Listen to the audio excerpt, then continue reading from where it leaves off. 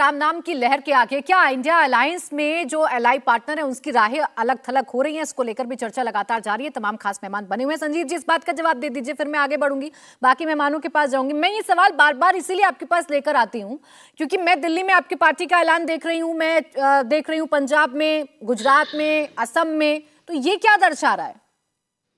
और देखिए, एक बात, ये जो सब इस बात से सहमत है कि मोदी जी से आज पूरा देश पर परेशान है। मोदी जी की तानाशाही से पूरे देश परेशान है। मोदी ने जितना घोषणा देश के लिए किया, एक भी पूरा नहीं किया, इसलिए भी देश परेशान है। हाँ, लेकिन एक बात से मैं सहमत हूँ कि अब बहुत विलंब हो रहा है। तो मुझे लगता है यही कारण है कि हमने दिल्ली में भी अनाउंस किया है, हमने पंजाब में भी अनाउंस किया है, क्योंकि अब वो बहुत लेट करके अनाउंस करने के बाद फिर कैंपेन में जाना, लोगों को बताना, लोगों से बातें करना, लोगों को समझाना, समय लगता है। तो यही कारण है कि हमने पंजाब में भी अनाउंस किया, हमने दिल्ली में भी अनाउंस किया, हमने गुजरात में भी अनाउंस किया, हमने आसाम में भी अनाउंस किया, और जहां जहां हमें कैंडिडेट रहने के लिए तैयार होंगे वहां हम अनाउंस करते जा रहे हैं। अब एक बात और क्लियर कर दीजिए, इतने अच्छे से, इतने साफ गोई से आपने बता दिया कि भाई बहुत विलंब हो रहा है, तो आप हैं इंडिया गठबंधन में या अब केजरीवाल भी टाटा बाय बाय कर रहे हैं?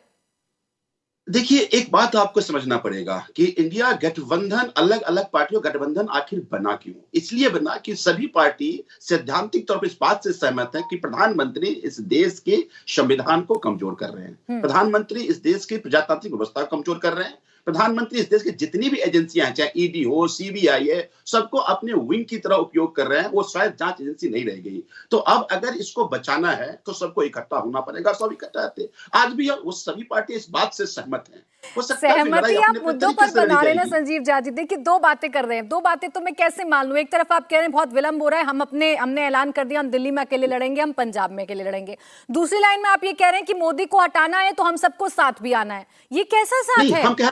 हम कह रहे हैं मुद्दों की बात, कि आज जो इस देश में वो सभी लोग जो इस देश के संविधान से, इस देश के प्रजातांत्रिक व्यवस्था से, जिस देश के जनतंत्र से जो प्यार करते हैं, उनको लगता है कि इस देश के अब जनतंत्र पे खतरा है। मैं तो कह ही नहीं रही कि आपके मुद्दे खराब हैं, मैंने तो एक बार भी नहीं कहा। मैं तो कह रही हूँ आप जो मुद्दे उठा रहे हैं बिल्कुल ठीक है, लेकिन ये कैसी लड़ाई है?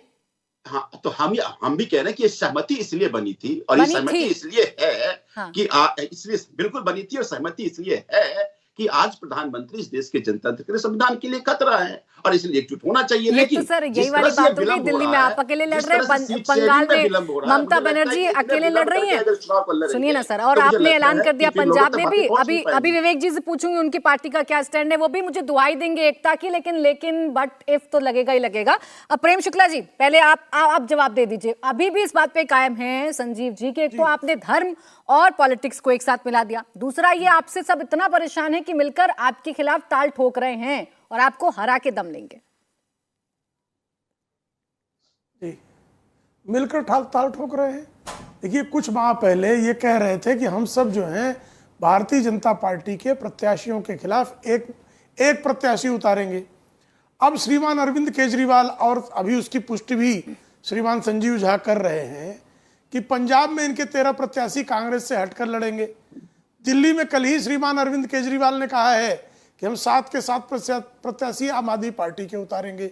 जब गुजरात में ये हमारे खिलाफ विधानसभा में चुनाव लड़ रहे थे तो कांग्रेस कह रही थी कि अरविंद केजरीवाल भारतीय जनता पार्टी की बी टीम है, और जब भी ये भारतीय जनता पार्टी के खिलाफ इन्होंने प्रत्याशी उतारे हैं कांग्रेस से हटकर, तब जो है कांग्रेस ने कहा कि अरविंद केजरीवाल बी टीम है भारतीय जनता पार्टी के। अब ये अलग से कांग्रेस से लड़ रहे हैं, तो भारतीय जनता पार्टी की बी टीम है कि कांग्रेस की बी टीम है कि कांग्रेस की ए टीम है, यह तो स्पष्ट करना पड़ेगा ना। और ये कह रहे विलंब हो गया। साहब, 6 महीना पहले जब आप इंडिया अलायंस बना रहे थे तब विलंब नहीं था, और अब जो है फरवरी महीने में कह रहे विलंब हो गया। तो इसका सीधा सा मतलब है कि इनके बीच किसी प्रकार की कोई सहमति नहीं है, इनके बीच किसी प्रकार का साझा कार्यक्रम नहीं है।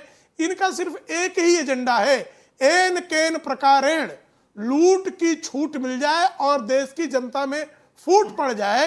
लोगों को जो है जातियों से जातियों को लड़ाने के लिए, समग्र भारत के समाज को विभाजित करने के लिए खालिस्तानवादियों का सपोर्ट ये लेते हैं पंजाब में अरविंद केजरीवाल, ये फूट डालो वाले हैं। और कांग्रेस पार्टी खुद जो है दक्षिण भारत को अलग करने की मांग, उसके मंत्री, उसके सांसद डीके सुरेश, जो डीके शिव कुमार के भाई हैं और कांग्रेस के सांसद हैं, वो कहते हैं कि अलग भारत होना चाहिए दक्षिण भारत में। तो जो लोग इस देश को तोड़ने की कल्पना करते हैं, अरविंद केजरीवाल जैसा व्यक्ति, जिसके बारे में इनके ही साथी कुमार विश्वास ने ये कहा कि ये खालिस्तान वालों से हाथ मिलाकर पंजाब को तोड़ने में भी सर ठीक है, इनकी कमियां तो आपने गिना दी। मेरा एक सवाल रह गया, बस छोटा सा जवाब दे दीजिएगा प्रेम शुक्ला जी, बहुत छोटा सा जवाब दे दीजिएगा। आपने सवाल जो पूछा वही बता रहा हूं। मैं धर्म और राजनीति को लेकर भी मैंने आपसे पूछा था, क्या वाकई में धर्म का बाजारीकरण किया जा रहा है? क्या धर्म को वोटों में कन्वर्ट करने की कोशिश की जा रही है? क्या राम मंदिर बनाना धर्म का बाजारीकरण है? क्या राम मंदिर में दर्शन करना धर्म का बाजारीकरण है? तो फिर अरविंद केजरीवाल क्या बाजारीकरण कर रहे थे आज दर्शन करके? ये बता देंगे। हनुमान जी के मंदिर का दर्शन चुनाव के समय श्रीमान अरविंद केजरीवाल करने जाते हैं तो धर्म का बाजारीकरण होता है। श्री सोमनाथ मंदिर में दर्शन करने श्रीमान राहुल गांधी जाते हैं तो धर्म का बाजारीकरण है। संजीव जी, अब दीजिए जवाब इस बात का। 2017 के चुनाव भारतीय जनता पार्टी अगर रामलला के दर्शन कर रही है और अपने नेताओं को बना रही है, तो आप लोग इसे क्यों सियासत से जोड़ते हैं? तब कि आप लोग भी यही करते हैं, आपके नेता भी यही करते हैं।